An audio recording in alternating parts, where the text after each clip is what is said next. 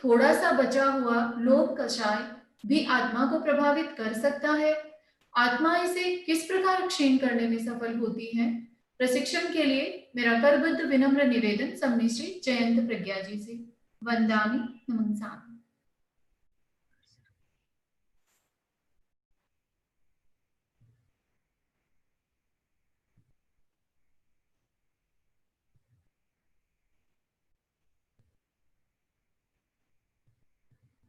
महाप्राण ज्योति पुंज पूज्य गुरुदेव के चरणों में वंदन।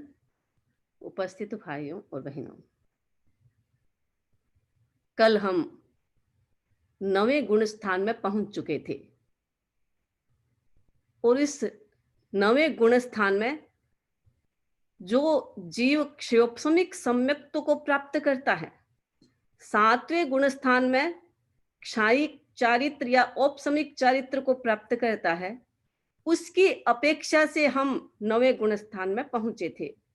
आज हम थोड़ा चिंतन करेंगे कि जो जीव स्टार्ट से ही, प्रारंभ से ही औपशमिक सम्यक्त्व या चारित्र क्षायिक सम्यक्त्व को प्राप्त करता है, वो क्या करेगा, वो कैसे अपने कर्मों को नष्ट करते हुए चलेगा, तो उसकी थोड़ी सी चर्चा हम करते हैं।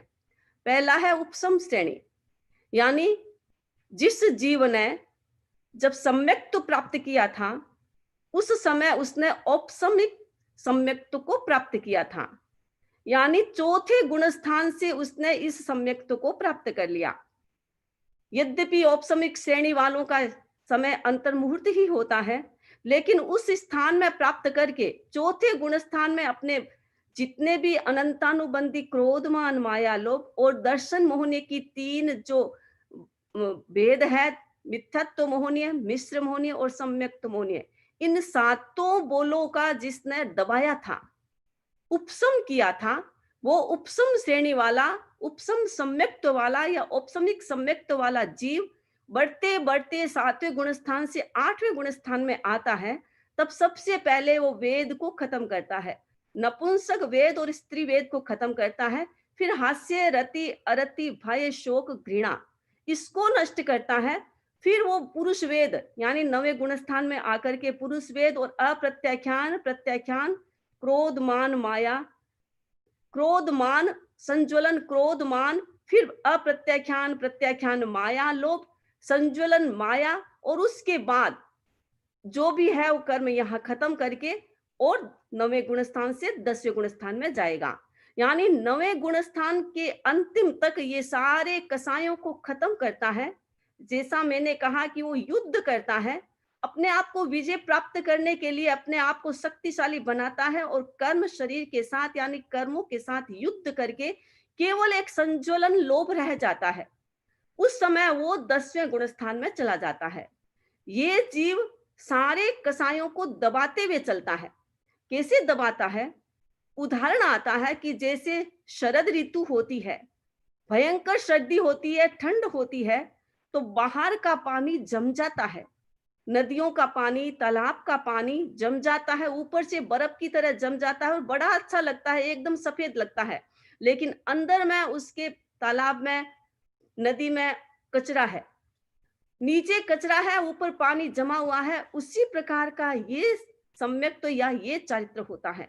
यानी जितने भी कर्म हैं, चाहे वो अनंतानुबंधी है, चाहे अप्रत्याख्यान है, चाहे प्रत्याख्यान है, चाहे संजोलन है, सबको अंदर नीचे दबाता है। ऊपर ऐसा महसूस करता है जैसे एकदम प्योरिटी है, कोई प्रकार का ऊपर उसे महसूस नहीं होता। जीव को कुछ भी महसूस नहीं होता, उसे तो एकदम शुद्धि ही महसूस होती है, लेकिन वो कर्म नीचे दबे हुए हैं। तो ये दबे हुए कर्म वाला जीव 9वें गुण स्थान में इस प्रकार अपने कर्मों को नष्ट करते हुए, उसका क्रम ऐसा होता है, इस क्रम से वो नष्ट करते करते 10वें गुण स्थान में पहुंच जाता है। अब दूसरा है क्षपक श्रेणी वाला जीव।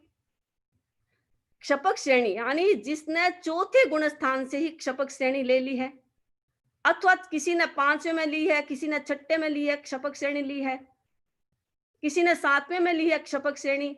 उसी प्रकार औपशमिक सम्यक्त्व का है, किसी ने चौथे में लिया है, किसी ने 5वें में लिया है, किसी ने 6ठे में लिया है, किसी ने 7वें में लिया है, इस प्रकार वो आगे बढ़ता है। उसी प्रकार क्षपक श्रेणी यानी कर्मों को क्षय करते हुए चलता है। पहले अनंतानुबंधी क्रोध मान माया लोभ 3 दर्शन मोहनीय की मिथ्यात्व मोहनीय, मिश्र मोहनीय और सम्यक्त मोहनीय। इन सातों बोलों को, यानी सातों भेदों को, सातों कसायों को अगर चौथे गुण स्थान में क्षय किया है, तो उसने सारे सातों बोलों को वहां पर क्षय कर दिया। एकदम शुद्ध होकर के चलता है, वो प्रारंभ से ही शुद्ध होकर चलता है, कभी वो दबाता नहीं है।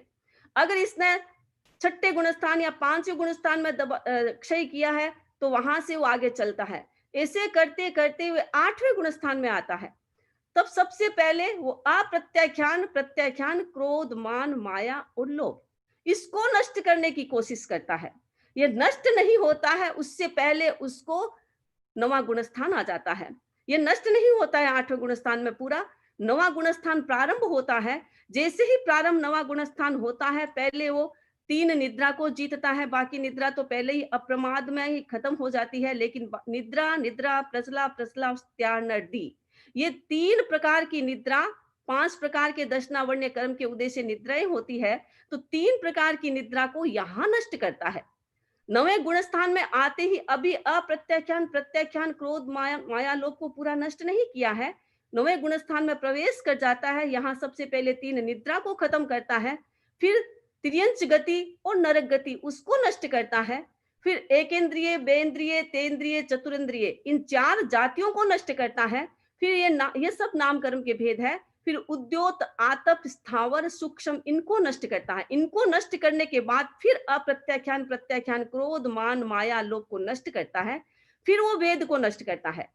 अब उपसम श्रेणी वाला पहले वेद को नष्ट करेगा, पहले विकार को अपने को दबाएगा, और ये जीव पहले बाकी को नष्ट करके फिर विकार को दबाएगा। नपुंसक, स्त्री, पुरुष, वेद, ऐसे क्रम से नवे गुणस्थान में ये करेगा। और लास्ट नवे गुणस्थान में लास्ट तक वो हास्य, रति, अरति, भय, शोक, इनको भी खत्म कर देगा, क्योंकि ये भी कसाय को पुनः उदय करने में निमित्त बन सकते हैं, तो इनको भी खत्म करना है।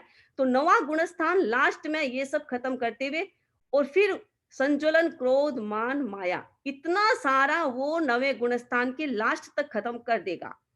इतना शुद्ध हो जाता है, क्षय करता है। ये जीव क्षय करता है, ये जीव दबाता नहीं है, ये क्षय करता है। तो क्षय करके वे चलता हुआ है और 10वें गुणस्थान में आता है, तो केवल सूक्ष्म लोभ बाकी रहता है। 10वें गुणस्थान में सूक्ष्म लोभ बाकी रहता है। तो ये 10वें गुणस्थान में दोनों जीव पहुंच जाते हैं। यहाँ पर अलग अलग सीढ़ियां दिखाई है। वैसे गुणस्थान तो एक ही है, 8वें में, 9वें में एक ही जैसी स्थिति रहती है। न उनके विशुद्धि में कमी रहती है, न उनके व्यवहार में कमी रहती है, न उनकी ध्यान साधना में कमी रहती है। एक ही जैसी स्थिति है।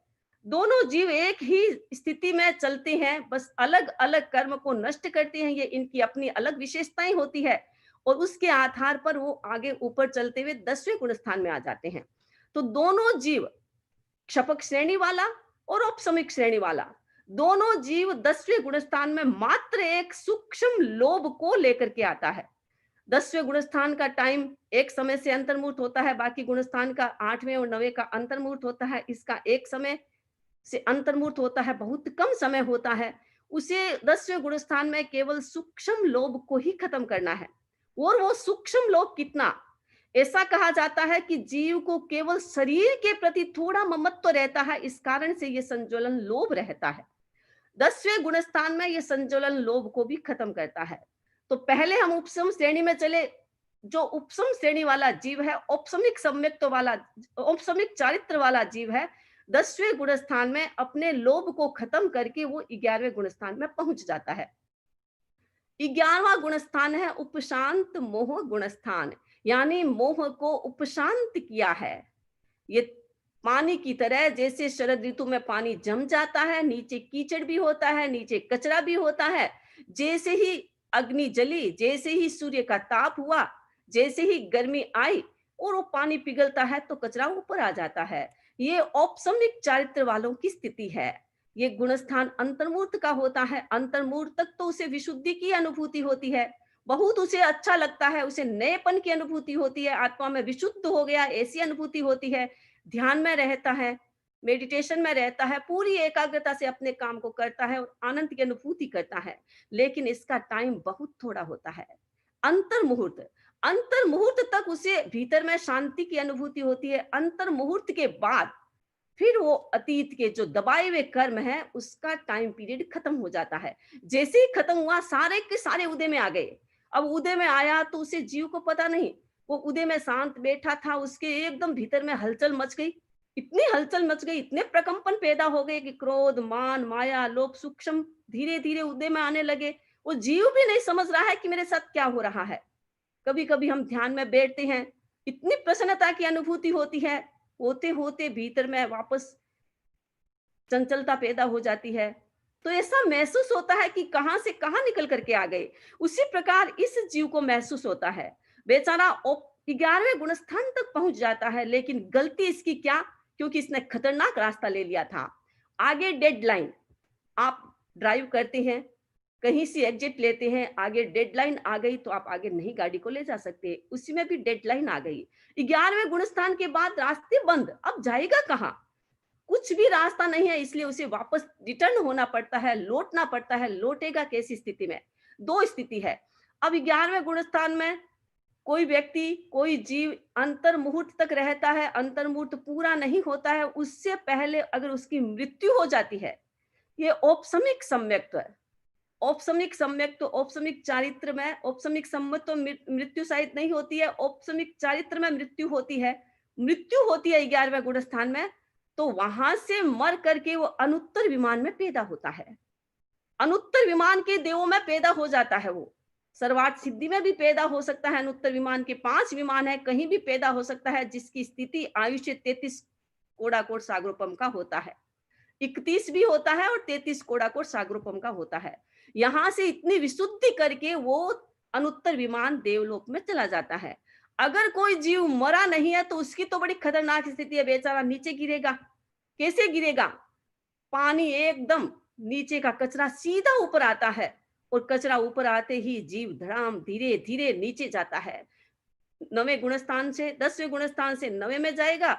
कुछ जीव ऐसे होते हैं जिन्होंने 6ठे गुणस्थान से या 7वें गुणस्थान से अपने कसायों को दबाना प्रारंभ किया है। मान लीजिए उसने क्षायिक सम्यक तो स्वीकार किया, लेकिन औपसमिक सम्यक तो औपसमिक चारित्र ले लिया, तो वो क्या करेगा, फिर वह 6ठे गुणस्थान से लिया है या 7वें गुणस्थान में लिया है तो 6ठे गुणस्थान में आकर के रुक जाएगा, वहां पर वो साधु के रूप में रहेगा।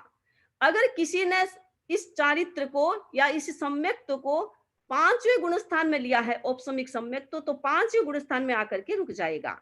अगर किसी ने 4थे गुणस्थान में लिया है तो वो 4थे गुणस्थान में आकर के रुकेगा, यानी वो सम्यक्त्व रहेगा। 5वें गुणस्थान में तो श्रावक बन गया।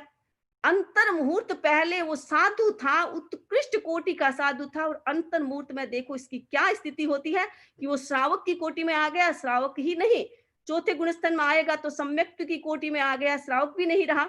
सम्यक्त्व श्रावक रहेगा लेकिन व्रति श्रावक नहीं रहेगा। 4थे गुणस्थान में उसको सम्यक्त्व है, मान लीजिए यहाँ से उसने सम्यक्त्व किया है, क्षायिक सम्यक्त्व किया है, यहाँ से उसने दबाना स्टार्ट किया है तो क्षायिक सम्यक्त्व तो है, इसलिए 4थे गुणस्थान तक आ जाएगा। और किसी ने तो 4थे गुणस्थान से ही औपसमिक सम्यक्त्व एक्सेप्ट किया है तो बेचारा नीचे गिर करके पहले गुणस्थान में आएगा, वो मिथ्यात्व की कोटि में चला जाएगा, पुनः मिथ्यात्व बन जाएगा। कितनी बड़ी उसकी दुर्वस्था होती है, कैसी खतरनाक स्थिति होती है कि वहां से यहां तक आ जाता है। इसीलिए भगवान ने कहा कि समयम गोयम माप माये क्षण भी प्रमाद मत करो। ये सारी प्रमाद की स्थिति है, प्रमाद से उसने दबाया सारी चीजों को, इसीलिए वो अंतर मुहूर्त में पुनः नीचे गिर करके आ जाता है। ये है उपशांत मोह की स्थिति, यानी कसायों को दबाया, दबाने के बाद पुनः वो नीचे गिर जाता है, ये उपशांत मोह की स्थिति है। अगर वो मर गया, 11वें गुणस्थान में मृत्यु को प्राप्त हो गया, तो वो अनुत्तर विमान में चला जाएगा, देव बनेगा, अनुत्तर विमान का देव बनेगा, और फिर वहां से मर करके वो महाविद्य क्षेत्र में या जहां भी उसको पैदा होना है वहां से पैदा होकर के शायद क्षपक श्रेणी लेकर के वो आगे बढ़ सकता है। तो ये पहले गुणस्थान वाला मिथ्यात्व बन गया। अब मिथ्यात्व से वापस उसे सम्यक्त्व भी बनना है, सम्यक्त्व से उसे वापस साधु भी बनना है, तब वो आगे जाकर के कहीं जाएगा और क्षपक श्रेणी से जा सकता है, और पुनः उपसम आ गई तो फिर उसकी वही स्थिति होती है। तो ये है उपशांत मोह, जिसमें ऐसे हम जब छोटे थे तो साधु साध्वी हमें क्वेश्चन पूछा करते थे कि बताओ ऐसा कौन सा गुणस्थान है जिसमें मर जाता है तो व्यक्ति मजा ही मजा प्राप्त करता है, और अगर व्यक्ति जी लेता है उस गुणस्थान में तो उसको सजा मिलती है। ये 11वां गुणस्थान ही ऐसा है जहां अगर मर जाता है, मृत्यु हो गई, तो वो अनुत्तर विमान में चला जाएगा, और जहां उसकी जीवन, उसकी संपदा या जीवन उसका अच्छा, यदि गुणस्थान तो उसको भी चौथा आ जाएगा, क्योंकि देवताओं को चौथे गुण स्थान से आगे नहीं आता है, त्याग नहीं कर सकते हैं देवता, इसीलिए सम्यक तो रहेगा, क्षायिक सम्यक तो भी हो सकता है, लेकिन वो अनुत्तर विमान में जाएगा तो गुण स्थान उसका चौथा ही रहेगा, साधु या श्रावक नहीं रहेगा। लेकिन कोई गुण स्थान में मरता नहीं है तो बेचारा नीचे गिरता है, कितनी बड़ी सजा मिलती है कि सम्यक से पुनः मिथ्यात्व बन जाता है। इतना शुद्ध था, उस शुद्ध से उसे वो इतना शुद्ध भी बन जाता है। ये है उपशांत मोह गुण स्थान की स्थिति। यानी इस गुण स्थान को छद्मस्त वीतराग गुण स्थान भी कहते हैं, क्योंकि उसने उपशांत किया है, कसायों को दबाया है, इसलिए ये वीतराग भी है। वीतराग भी कहते हैं, राग और द्वेष को उसने चाहे दबाया है, दबाने के बाद भी ये वीतराग की स्थिति में रहता है, तो ये अंतर मुहूर्त तक वीतराग बना रहेगा। छद्मस्त इसीलिए कहते हैं क्योंकि अभी तक केवल मोह ने कर्मों को दबाया है, बाकी के कर्म है जो ज्ञानावर्ण या दर्शनावर्ण अंतरा योग कर्म विद्यमान रहता है। इस कारण से इस गुण स्थान को छद्मस्त वीतराग के अंतर्गत लिया गया है। अगला है हमारा क्षपक श्रेणी, जो बड़ा शुद्ध गुण स्थान है, क्षीण मोह गुण स्थान। क्षपक श्रेणी से जो जीव आता है, 9वें गुण स्थान से 10वें गुण स्थान में सूक्ष्म लोभ को लेकर के आएगा, सूक्ष्म लोभ को भी यहाँ नष्ट करेगा। ये गुण स्थान कैसा होता है? झरने का पानी आपने देखा है कितना प्योर होता है, कितना शुद्ध पानी होता है। क्रिस्टल को देखा है, स्फटिक को देखा है, कितना प्योर और कितना शुद्ध होता है। ये क्षीण मोह वाले जीव की स्थिति, उसके भीतर की स्थिति झरने के पानी की तरह होती है, क्रिस्टल जैसी होती है, एकदम शुद्ध, अंदर बाहर कहीं कोई प्रकार का मेल नहीं, कोई प्रकार का कचरा नहीं, एकदम प्योरिटी आ जाती है, शुद्ध हो जाता है। ये शुद्ध अवस्था होती है।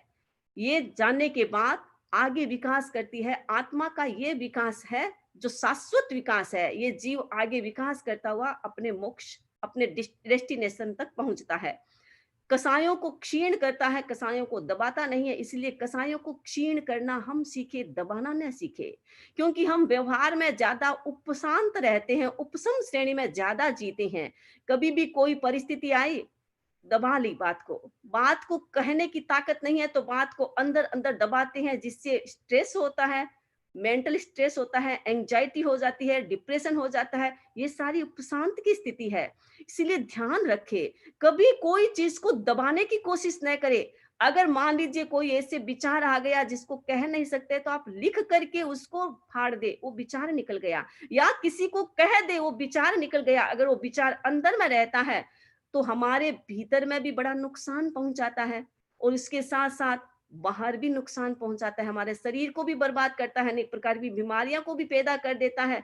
फिर बीमारियां होती रहती है, मूल कारण वो है, उस कारण से बीमारी होती है। तो कसायों को दबाने की कोशिश न करे, कसायों को नष्ट करने की कोशिश करे। कोई विचार आ गया, मान लीजिए कोई शक्तिशाली व्यक्ति ने गुस्सा किया और उस समय आप बोल नहीं सके, आपके मन में आया कैसा नीच आदमी है, समय आएगा तो मैं इसको बताऊंगा, तो इसका मतलब आपने कसाई को दबाया है। दबाए नहीं, अगर उस समय कह सकते तो कह दे, नहीं तो आप छोड़े उसको, लेट गो करना सीखे, उसको छोड़ दे कि कोई बात नहीं, इसने कह दिया है, मुझे ये ऐसे विचार नहीं रखना है, मुझे इसको क्षीण करना है। अगर ऐसी स्थिति में रहेंगे, चिंतन करते रहेंगे, अप्रमाद की अवस्था में रहेंगे, तो ये कसाई हमारा क्षीण होता जाएगा, दबेगा नहीं, और दबेगा तो हमें नुकसान पहुंचाएगा। आध्यात्मिक दृष्टि से कितना बड़ा नुकसान कि सम्यक से मिथ्यत्व के चक्कर में उसको डाल दिया, और व्यवहार की दृष्टि से, जीवन की दृष्टि से, स्वास्थ्य की दृष्टि से भी बड़ा खतरा होता है। इसीलिए कसायों को दबाना नहीं, हमें क्षीण करना है। ये क्षीण मोह का गुण स्थान 11वें से 12वें गुण स्थान, 10वें से सीधा 12वें में आता है, 11वें गुण स्थान में प्रवेश नहीं करता है, इतनी बड़ी छलांग लगा लेता है, सीधा 12वें गुण स्थान में आता है। 12वां गुण स्थान छद्मस्त वीतराग का गुण स्थान। यद्यपि इसने मोह सब संपूर्ण कर दिया है, मोह ने कर्म को एकदम नष्ट कर दिया है, अनंत आनंद की अनुभूति प्रकट हो गई है। आत्मा का जो गुण है अनंत आनंद, ये अनंत आनंद इस गुण स्थान में प्रकट हो जाता है, जो कभी वापस नहीं जाता। अनंत आनंद प्रकट हो गया, प्रकट होने के बावजूद भी, क्योंकि इसका टाइम पीरियड अंतर मुहूर्त है, अंतर मुहूर्त तक इस गुण स्थान में जीव को रहना है, अनंत आनंद की अनुभूति है, लेकिन अभी छद्मस्त है।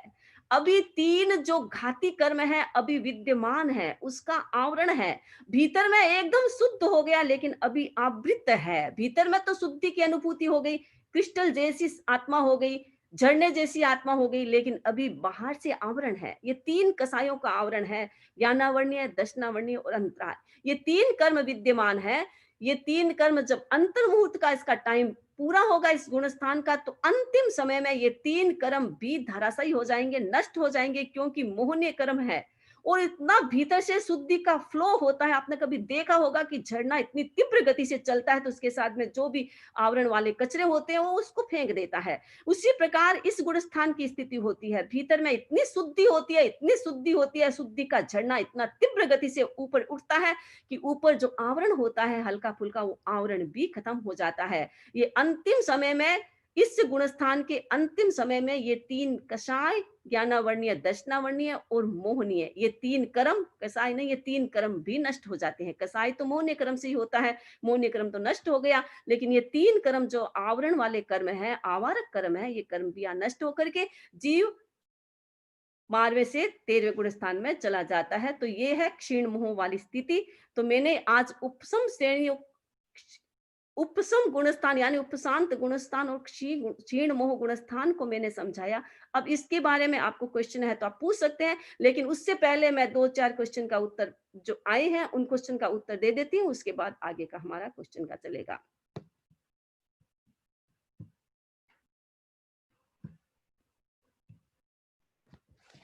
पहले के जो क्वेश्चन है उसमें एक है कनक खटेड़, उनका क्वेश्चन है कि समुच्चम मनुष्य और समुच्चम तिर्यंच में क्या अंतर है।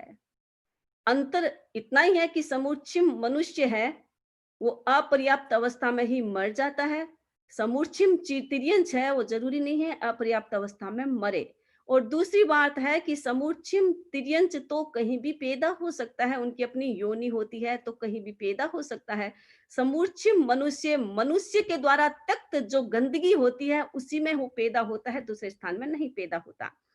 अगला क्वेश्चन है बहादुर जी दुग्गड़ का, कि उन्होंने प्रश्न किया है क्या जो वीतराग धर्म को नहीं मानता और क्या वो सम्यक नहीं हो सकता, क्या वो मोक्ष में नहीं जा सकता। ऐसा नहीं है।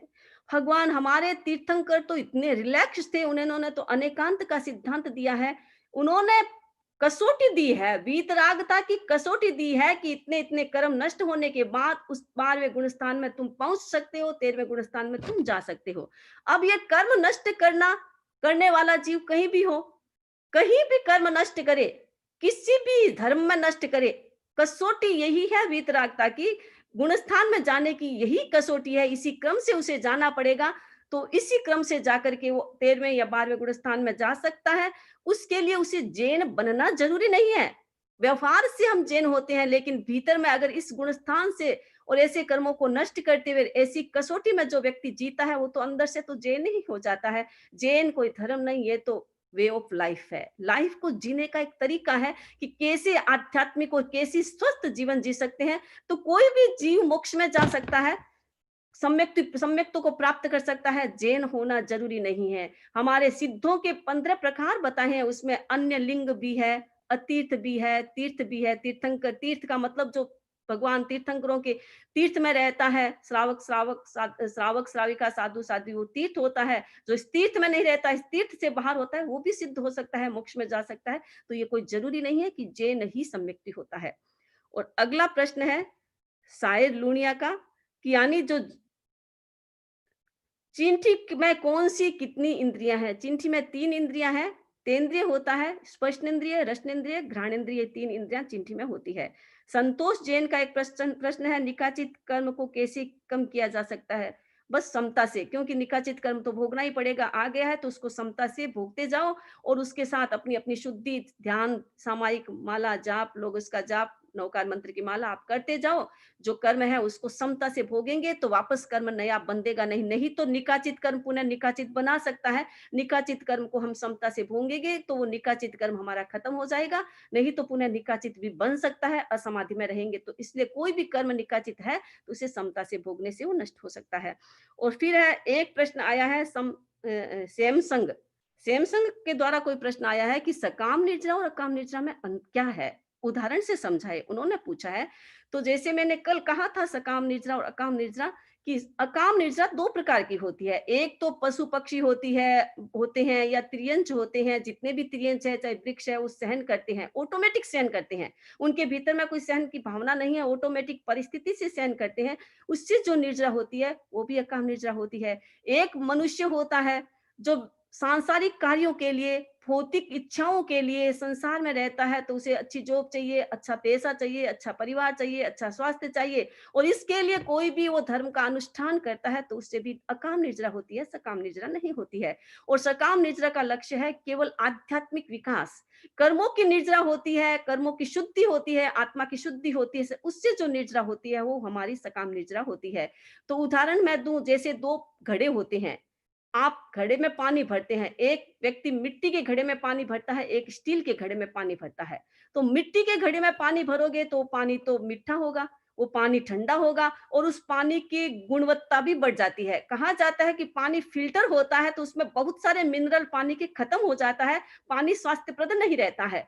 अगर उस फिल्टर पानी को आप पुनः मिट्टी के घड़े में डालते हैं तो उस पानी की गुणवत्ता बढ़ जाती है, पानी एकदम स्वास्थ्य लायक बन जाता है, पीने लायक शुद्ध पानी और गुणवत्ता से युक्त हो जाता है। एक आप स्टील के घड़े में पानी डालते हैं तो वो पानी में गुणवत्ता नहीं आएगी। आप फिल्टर का पानी उसमें डालेंगे तो पानी में ऐसा नहीं है कि पानी में गुणवत्ता बढ़ जाएगी, पारे सारे के सारे मिनरल वापस आ जाएंगे, पानी ठंडा होगा, उसमें नहीं होगा। उसी प्रकार ये दो प्रकार की निद्रा है। सकाम निद्रा वाला मिट्टी के घड़े की जैसे होते हैं, उसका उसका लक्ष्य आत्मा की शुद्धि होती है, और आत्मा की शुद्धि के लिए कोई भी क्रिया करेंगे तो मल्टीपल निद्रा को करेगी या मल्टीपल पुण्य को बढ़ाएगी, वो क्रिया सकाम निद्रा होगी। और अकाम निद्रा स्टील के घड़े की तरह होती है, जिसमें आप पानी डालोगे तो उसमें गुणवत्ता नहीं आएगी, हाँ पानी पानी जैसा रह जाएगा। वैसे ही ये निद्रा अकाम निद्रा है, क्योंकि उसका बेस है वो भौतिक है, उसका बेस शुद्ध नहीं है, लेकिन जो क्रिया आप कर रहे हैं, चाहे नवकार मंत्र कर रहे हैं, चाहे लोगस कर रहे हैं, वो आध्यात्मिक क्रिया है, तो उससे आपको थोड़ी निद्रा हो जाएगी, लेकिन बेस ठीक नहीं है, इस कारण से उससे सकाम निद्रा नहीं कह सकते, अकाम निद्रा ही कह सकते हैं। तो मैंने ये उत्तर दिया है। अब आज से रिलेटेड आज जो भी प्रश्न है उसको। बहुत बहुत कृतज्ञता वंदना। आप चैट में भी अपने प्रश्न भेज सकते हैं, और यहाँ पर एक ही जिज्ञासा रखें अपनी, बाकी चैट में भेजें। कल्पना जी, उनके बाद सुनीता जी बैद। वंदामी नमंसामी। हाँ। मेरा प्रश्न है कि आपने जो बताया कि जो कर्म बन गए हैं उसका प्रदेशों में किसी भी दृष्टि से उसका वेदन करना ही पड़ेगा, तो वो कैसे किया जाता है? यानी जो भी कर्म आत्मा के साथ चिपके हैं, अब उनको तो उतारना तो पड़ेगा ही पड़ेगा। उतारे बिना आप कैसे करोगे? क्योंकि घर में अगर आपके गंदगी आ गई है तो आपको सफाई करना पड़ेगा। मान लीजिए आप सोफा पर, कुर्सी पर बैठते हैं, कुर्सी पर इतनी गंदगी आ गई है, आंधी से धूड़ आ गई है, तो आप उसको उठाएंगे, हटाएंगे तो सही, आ गई है तो हटाना तो पड़ेगा। उसी प्रकार आत्मा के जो कर्म चिपक गए हैं वो टाइम पर अपने आप ही उतर जाएंगे, नहीं तो हम उदीरना, उद्वर्तना, संक्रमण आदि करके उसको खत्म करते हैं। तो प्रदेशों को खत्म करने की ये प्रोसेस है, जो हमारी उदीरना, उद्वर्तना, अपवर्तना और संक्रमण, ये प्रोसेस भी होती है। और ऑटोमेटिक टाइम आएगा तो कर्म झड़ भी सकता है, तो वो झड़ने में हमें इतना फायदा नहीं होगा, लेकिन हम इस साधना के द्वारा उसको खत्म करते हैं तो हमें फायदा हो सकता है। सुनीता जी बैद, उनके बाद नम्रता जी रांका। वंदामी नमन स्वामी। हाँ। और मेरा क्वेश्चन है कि जैसे गुण स्थान पूरे, जैसे 9 तत्वों को समझा जाता है कि एक के बाद एक, ऐसे गुण स्थान भी एक के बाद एक नंबर ही है या आगे पीछे भी इनका स्थान है? नहीं, ये क्रम से ही चढ़ना पड़ेगा। ऐसा है कि जो तीर्थंकर बनने वाले जीव है वो चौथे गुण स्थान से सीधे छठे में चले जाते हैं, बीच वाले 5वें गुण स्थान में नहीं रहते हैं। बाकी तो क्रम से ही जाना पड़ेगा। या जो औपसमिक श्रेणी लेता है वो व्यक्ति 10वें गुण स्थान से 11वें में जाएगा। क्षीण जो मोहने कसायों को क्षीण करते हुए जाता है, क्षपक श्रेणी से जाता है, तो वो क्रॉस करेगा 11वें गुण स्थान। तो ये 2 अपवाद है, बाकी तो क्रम से ही जाना पड़ता है। नम्रता जी रांका, उनके बाद नीरव जी मेहता। नम्रता जी बोलिए आप।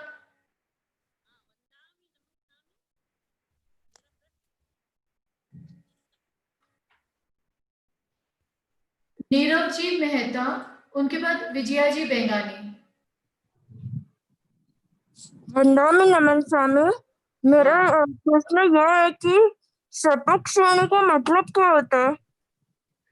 क्षपक श्रेणी का मतलब है कसायों को नष्ट कर देना। जैसे झरने का पानी होता है ना, तो झरने के नीचे तो कचरा होता नहीं है, पानी एकदम शुद्ध होता है। उसी प्रकार जो कर्म आत्मा के साथ है उनको खत्म करते हुए चलना, दबाना नहीं है, उसको नष्ट करते हुए आगे बढ़ना, नष्ट करते करते आगे बढ़ना, उसको कहते हैं क्षपक श्रेणी। विजया जी बेंगानी, उनके बाद शिखा जी। विजया जी। वंदामी नमन स्वामी। और हम वंदामी, आपने फरमाया था जो अष्टकर्म 6 करने की विधि बताई थी, तो उसमें जो मंत्र की माला है 20 माला या लोकशा का ध्यान क्या सामायिक में कर सकते हैं? हाँ, वो कर्म को नष्ट करना है ना, तो कर्म को नष्ट करने के लिए तो सारी सामायिक या धार्मिक एक्शन होते हैं अपने। तो कर्म को नष्ट करने के लिए हम सामायिक में सारी क्रिया कर सकते हैं, उससे हमारी सकाम निर्जरा ही होगी, अकाम निर्जरा नहीं होगी। लक्ष्य हमारा कर्म नष्ट करने का है। शिखा जी, उनके बाद सुशील जी सुराना। वंदामी नमन स्वामी, आपने बताया था कि अबाधा काल में हम कोई भी कर्म कर सकते हैं। अबाधा काल से लेके कुछ प्रश्न हैं। तो अबाधा अबाधा काल में क्या फिर निकाचित कर्म की संगति कुछ नहीं हो सकता? अगर अबाध हमारा 100 वर्ष का है और हमारा आयुष्य सिर्फ 20 वर्ष ही बच गया, तो उसके उस समय अगर निकाचित कर्म की संगति नहीं किया तो फिर तो बात कुछ हो सकता है। आपकी आवाज इनकी आवाज तो पूरी नहीं रही है, फिर भी मैं बता देती हूँ कि आबाद काल में चाहे निकाचित भी कर्म हो, कोई भी प्रकार का कर्म हो, उस समय सब कर्म एक ही जैसे होते हैं, उसमें कोई कुछ भी परिवर्तन नहीं हो सकता है। वो अबाधा काल है। अबाधा काल से निकलने के बाद ही उसमें कुछ परिवर्तन होता है। सुशील जी सुराना, उनके बाद निकिता जी संकलेचा। नमन स्वामी। और हम मेरा समझ लीजिए, मेरा ये है कि जैसे भक्तामर के कुछ लड़ते हैं किसी कोई रोग के लिए या किसी भी लक्ष्य प्राप्ति के, वो सकाम निर्जरा है या अकाम निर्जरा है, उसको सामायिक में कर सकते हैं क्या? अब उसमें है कि आप कर किस लिए रहे हो। मान लीजिए आप अपने स्वास्थ्य के लिए कर रहे हैं, आपको जॉब नहीं मिली है इसलिए आपके बच्चों को जॉब नहीं मिली है, आप जॉब के लिए कर रहे हैं, या आप घर परिवार के लिए कर रहे हैं, किस लिए कर रहे हैं। आपका लक्ष्य अगर संसार का होता है तो उसको सामायिक में नहीं करना चाहिए, और उससे अकाम निर्जरा होगी, सकाम निर्जरा नहीं होगी।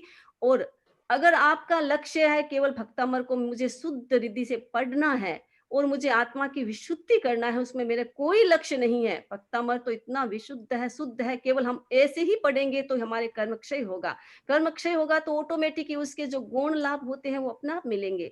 हमारा लक्ष्य कोई भी क्रिया करे, चाहे आप भक्तामर पढ़े, चाहे आप अष्ट कर्म तप के का मंत्र करे, अथवा आप कोई भी नमस्कार महामंत्र या लोगस करे, आपका लक्ष्य केवल शुद्ध होता है, तो शुद्ध लक्ष्य के साथ हम क्रिया करते हैं तो सकाम निर्जरा होती है। वो सामायिक में भी कर सकते हैं, और अगर हम भौतिक इच्छा के लिए या कोई भी कामना के लिए करते हैं तो वो सामायिक में नहीं करना चाहिए। उससे निर्जरा सकाम होगी नहीं, उससे अकाम निर्जरा होगी। और सकाम निर्जरा का लक्ष्य होता है, तो जैसे हम अनाज उगाते हैं, गेहूं उगाया, लक्ष्य हमारा गेहूं पैदा करने का था, तो गेहूं तो होगा ही, उसके साथ घास फूस अपने आप आ जाएगी। तो अगर लक्ष्य हमारा प्योर होता है तो हमें मल्टीपल बहुत सारा मिलता है, उसके इर्द गिर्द की सारी चीजें मिल जाती है, ऐसा नहीं मिलता है। सकाम निर्जरा और कर्म क्षय की दृष्टि से करते हैं तो ऑटोमेटिक सारी चीजें मिल जाएगी, और कर्म क्षय की दृष्टि से नहीं, एक ही कारण से करते हैं तो हमें उतना ही चीज मिलेगा, उससे आगे पीछे कुछ नहीं मिलेगा, और वो अकाम निर्जरा ही होगी, सकाम निर्जरा नहीं होगी। निकिता जी संकलेचा, उनके बाद मंजू जी गोत्रा। वंदामी नमः स्वामी, सम्यक्त्वी के कितने बोल का बंद नहीं होता, और तीर्थंकर कौन कौन से गुणस्थान का स्पर्श नहीं करते? सम्यक्ति के बोलों का बंद तो बहुत बड़ी बात है, वो बाद में कभी बता देंगे, क्योंकि उसमें आप इसमें भी देख सकते हैं, अवबोध में भी देख सकते हैं, तो पता चल जाएगा इतने इतने बोलों का बंद नहीं होता है। और दूसरी बात है, क्योंकि वैसे तो मोटे रूप से तो आप यही समझे कि सम्यक अगर औपसमिक सम्यक तो है, क्षायिक सम्यक तो है, या क्षयोपसमिक सम्यक तो है, तो ये जो अनंतानुबंधी क्रोध मान माया लोभ और 3 दर्शन मोहनीय की प्रवृत्तियां हैं, ये 7 है। इसमें 7 में अगर क्षयोपसम है तो 6 बोल नष्ट हो जाएंगे, एक सम्यक तो मोहनीय रहेगा, उसका उपसम होएगा। और औपसमिक सम्यक तो है तो 7 बोलों को दबा लेगा, और क्षयिक सम्यक तो है तो 7 बोल नष्ट हो जाएंगे सम्यक प्राप्त होने से। और बाकी तो है कि सम्यक्ति प्राप्त होता है तो नरक का आयुष्य नहीं बंधेगा उसके, अनंतानुबंधी संसार में जो परिभ्रमण करता है वो खत्म हो जाएगा, अर्ध पुद्गल परावर्तन खत्म हो जाएगा, जो मैंने बताया आगे आप YouTube में देख सकते हैं, वो सारे आएंगे। और दूसरा क्वेश्चन आपका था,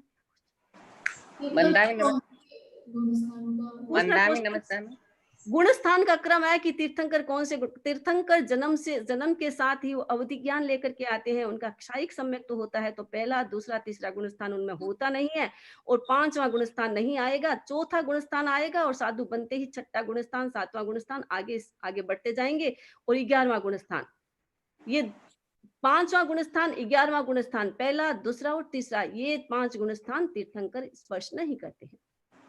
वंदामि नमस्तामि। हाँ राम। वंदामि नमस्तामि। हाँ मैं पूछ रही थी ये केवली समुद्घात क्या होता है, और दूसरा बात है इसमें जो दूसरे 6ठे 7वें समय, जो ये समय है ये क्या होता है? ये अपन गुणस्थान 13वां और 14वां गुणस्थान करेंगे ना, तब आपको मैं क्लियर बताता हूँ।